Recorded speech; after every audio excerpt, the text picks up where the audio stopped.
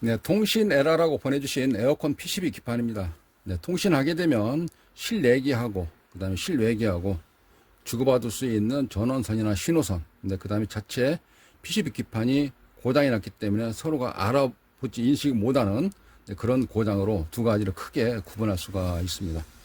네, 보통 이제 기사님들이 이렇게 방문하셔가지고 환경을 살펴보시고 기판이 불량이다 그러면 재고가 없습니다, 부품이 없습니다, 네, 그렇게 되는데, 더러는 이제 그 생태계가 좀 다르다고 볼 수가 있죠. 이 아세이라는 이 PCB 기판이라는 경우가 없는 거고, 저희 전자회로 수리하는 쪽에서 같은 경우는 이제 부품이 일일이 찾아서 그런 것들을 수리하는 것 자체를 다르다고 보는 겁니다. 그러니까 이 PCB 기판 원형을 그대로 두고 불량난 부품들을 좀 찾아가면서 수리하는 그런 과정을 다르게 표현할 수가 있는 것입니다. 네, 그래서 출장 다니는 부분들하고 좀 다르기 때문에 이제 이렇게 그 통신에라라고 했을 때, 통신에라 같은 경우는 기판을 빼서 보내주시게 되면 이제 수리해서 보내드리는데요. 여기 흐름을 잠깐 좀 살펴보면 이쪽에 전원 들어오는 단이고요. 이 전원선이 이쪽에 들어와서 이쪽에 통해서 다시, 이게 이제 뭐냐면은 SMPS, 그러니까 전원 공급 쪽이고요. 그 다음에 여기서 이제 메인보드, 모터 같은 거, 프로 모터 같은 거 이제 열어주고 닫아주고 하는 내용들. 여기 이제 컴퍼니 이런 데는 없죠. 왜? 실내기 쪽에 있으니까. 이거 실내기거든요, 이게. 그래서 실내기가 이제 고장나서 보내주신 건데, 그래서 어느 쪽에 이제 고장이 났느냐라고 살펴봤을 때에 통신이니까, 그래서 통신 쪽에 그쪽 라인을 찾아서 수리 접근하는 게 가장 빠른 것이죠.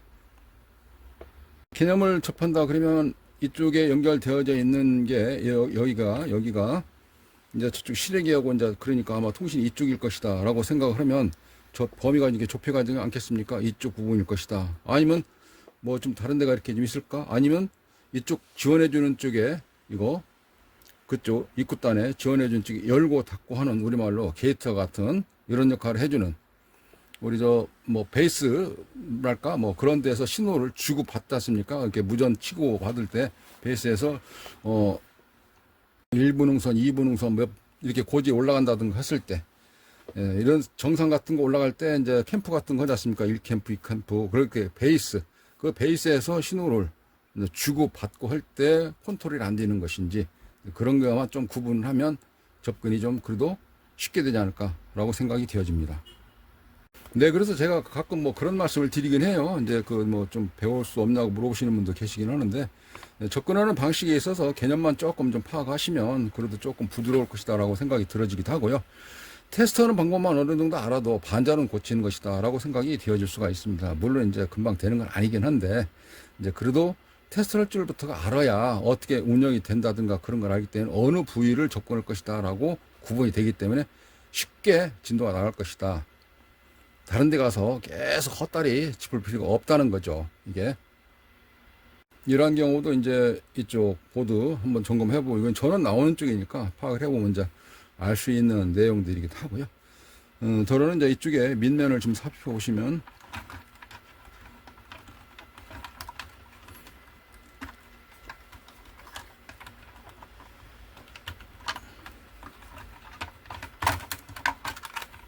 밑면에도 이와 같이 기판에 부품들이 있거든요, 여기서.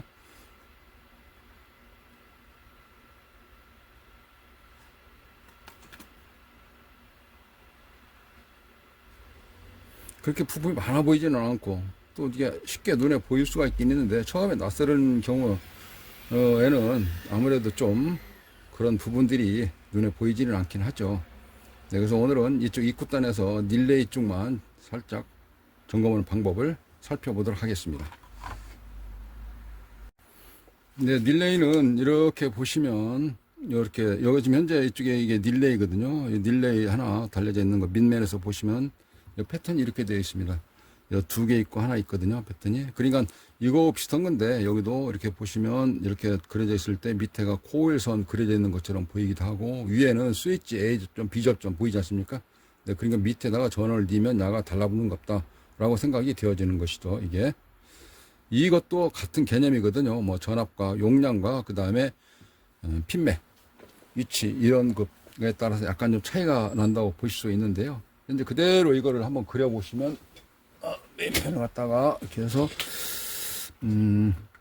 제가 옆에서 좀 한번 볼게요. 지금 딜레이를 그대로 보면 이 자리거든요. 이 자리 그대로 봤을 때에 포인트가 총 4개짜리네요. 여기서 이렇게 하시면 이렇게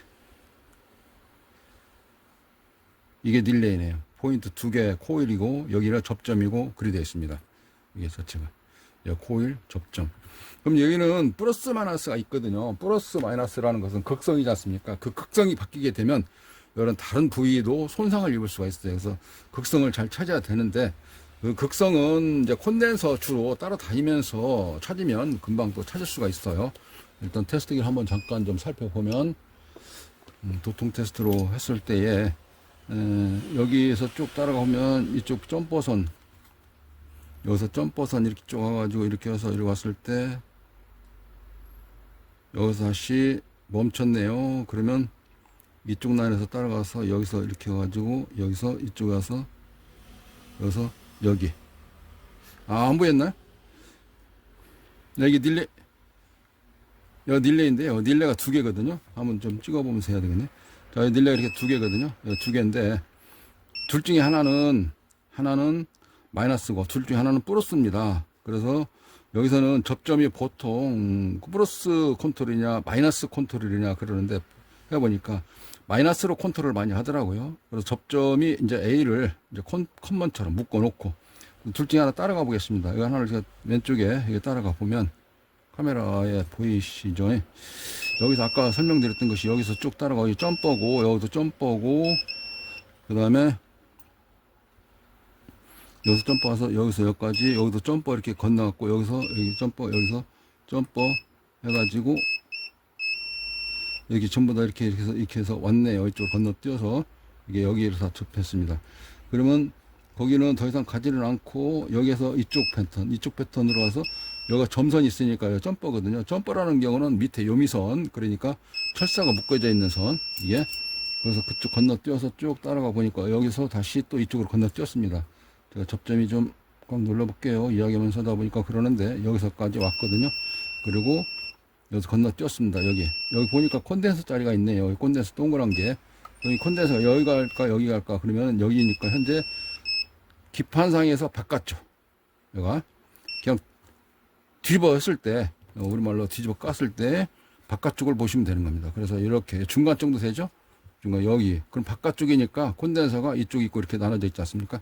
그런 상태에서 바깥쪽이니까 바깥쪽 띠가 안 돌려져 있으니까 플러스다. 그럼 여기가 커먼 커먼 묶어져 있는 고정점이라고 보시면 되는 거고요. 이 자리가 여기하고 같이 묶어져 있는 자리죠. 여기가 12V 라인이든지 뭐든지 간에 여기가 묶어져 있습니다. 그러면 여기서 저기를 납땜해도 되고요. 아니면 되는데 여기서 저기 전기를 넣기가 힘들으니까 여기 납땜해도 되고 아니면 이게 같은 선이니까 여기 다이오드가 하나 있어가지고 그 다이오드를 하게 되면 열도 받고 그 다음에 또 혹시 작업하다가 떨어질 그런 거 있다 그러면 그 옆에 살짝 바로 보이는 쪽에 납땜을 하나 이렇게 하시게 되면 한번 해볼게요.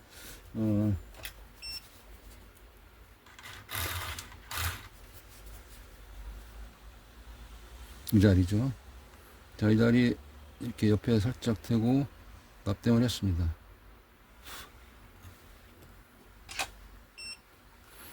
여가 그러니까 이 자리를 뭐냐면 이게 지금 딜레이인데 딜레이에 다리 하나를 이렇게 해서 묶어놨습니다. 그리고 이거 하나는 플러스고 하나는 마이너스니까 플러스를 여기다 연결을 해요. 그리고 마이너스는 12V 이게 딜레이가 보시면 여기가 12V라고 써 있으니까 12V를 넣어줘야 되겠죠. 양쪽 옆으로 안에 코일 들어가 있으니까 합선시키는 건 아닙니다. 전력을 넣어주는 거죠. 그래서 한 선은 이렇게 악어 클립으로 묶었어요. 악어 클립으로 묶고 여기서 이렇게 하기 위해서 왜냐면 이거 넓은 선을 바로 대기가 힘들으니까 쇼트나니까 이거를 바로 대기가 힘들지 않습니까? 그래서 여기서 이렇게 해서 악어 클립 묶고 여기 이렇게 대줄 겁니다. 자, 그러면 이제 접점은 어디냐면 여기죠. 릴레이가 여기 여기는 당연히 안 놔야 되죠. 계속 나면은 야는 이제 달라붙어 있는 거예요. 이게 그런 의미가 없죠. 이게 스위치 할 필요가 없지 않습니까? 달라붙어 있으니까. 그래서 하나 더 준비해 봤는데 좀 시원스럽게 보일 수 있는 거 하나 준비해 봤어요. 이거를 봐보시면 이거는 쇼트 났잖아요. 여기 코일이거든요. 쇼트 났습니다. 여기는 전기를 니나 아니나 계속 하니까 어떻게 되겠습니까? 전기가 들어가 있는 상태에서는 에어컨을 꺼도 계속 돌아가는 거예요. 이게 팬이. 이게. 이 개념이라 이겁니다. 이게 이 개념이. 그래서 그거를 어떻게 하겠느냐. 그러면 이렇게 놓고 제가 여기가 접점 포인트죠. A 접점, B 접점 할 때 스위치 라인 해당되어져 있는 거고 전원은 어디다 일 거냐. 그 다음에 여기는 한 선이 들어갔으니까 이 선이 들어갔으니까 그 맞은편 여기다 일 거예요. 그러면 여기에다가 여기하고 딱 대고 이번에는 전기를 파워 서플라이를 켜고 그리고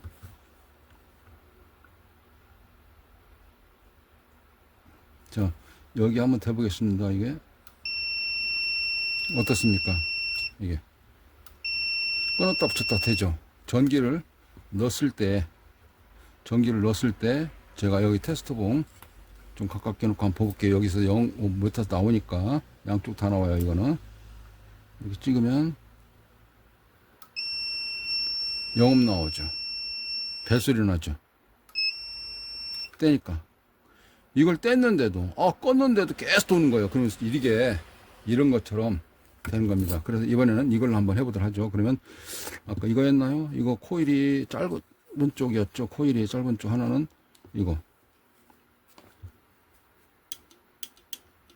이거였었나요?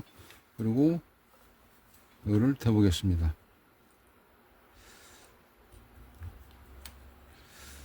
이거는 안 나네요. 이게 전기가 들어가 있는 상태인데 안 나죠. 자, 그러면 이거 딱 보면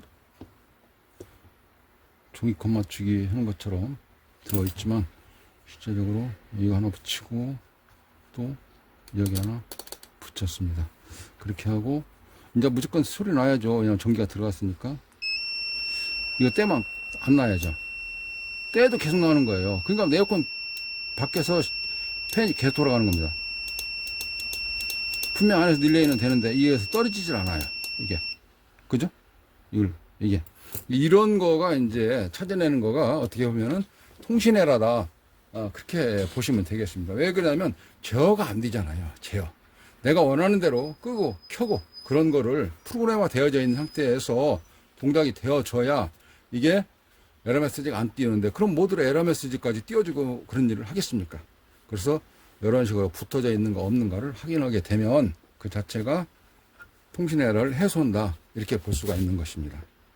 릴레이를 어느 정도 전기를 끄고 릴레이를 어느 정도 좀 이해를 하시면 나머지 부분들도 좀 이렇게 회로 패턴 따라다니는 데 있어서 좀 부드럽죠. 왜 그러냐면 하나는 공통선이고 하나는 뭐 그런 선이니까. 그럼 이런 선 같은 경우도 하나를 공통 찍어서 쭉 하게 되면 여기까지 오고 야가 여기서 신호가 아무래도 이렇게 쭉 여기서 패턴 따라가게 되면 여기네요. 이게 여기서 신호를 받는 거네요. 그러면 이게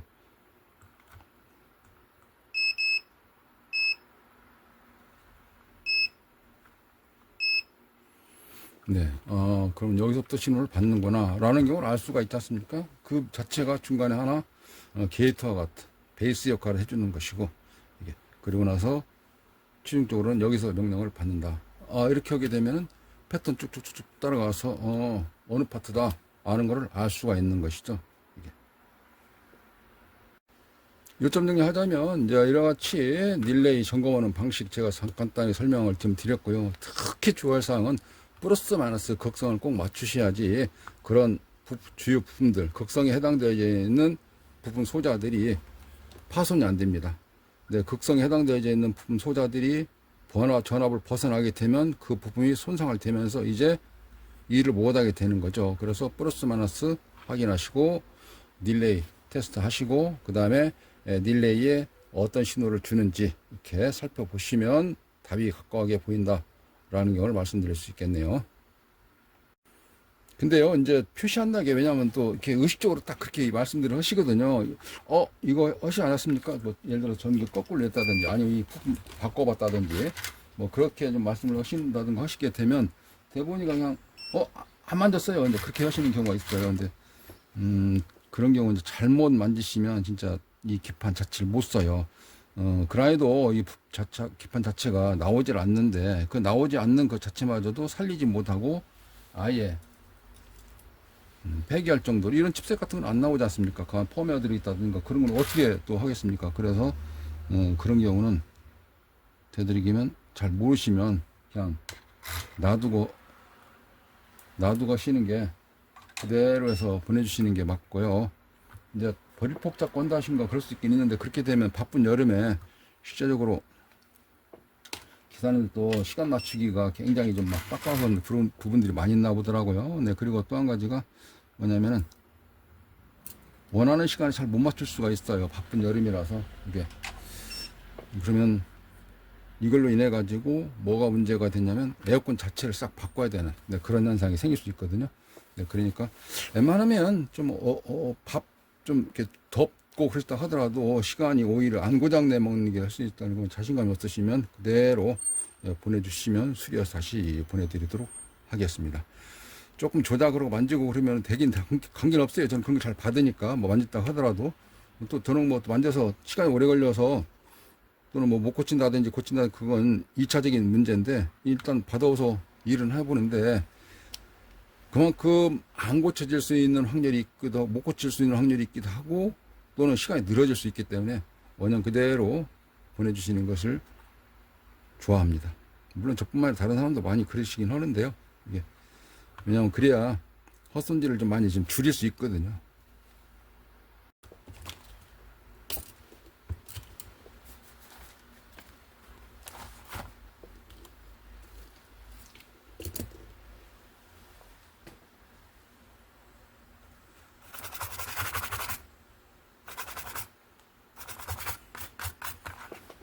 맞아, 닦아야 되겠네요. 이게 이제 닦는 거는 뭐 TC나 또는 신나나 또는 아세톤 화학성분에 따라서 다른 거니까 깨끗하게.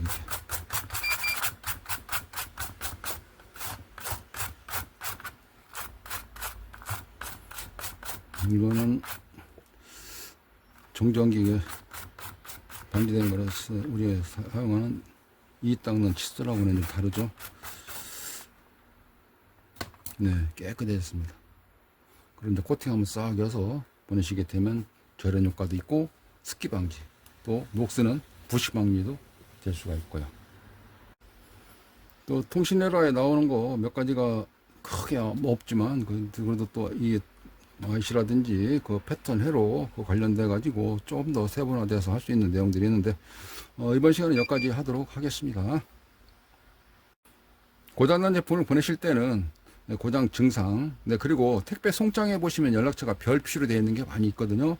네, 박스에다가 적어놨다 치더라도 송장이 덮어버리는 경우가 있어요. 그래서 연락처하고 고장 증상을 메모 좀 해서 보내주시면 더욱더 좋겠습니다. 포장 튼튼하게 안전하게 해서 보내주시고요. 감사합니다.